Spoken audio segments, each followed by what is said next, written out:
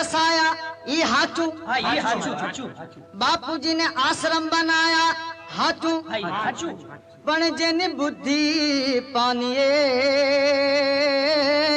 એવા તમે નવેલી ના કેમ કાપો છો કાચું કાચું કાચું અહમદ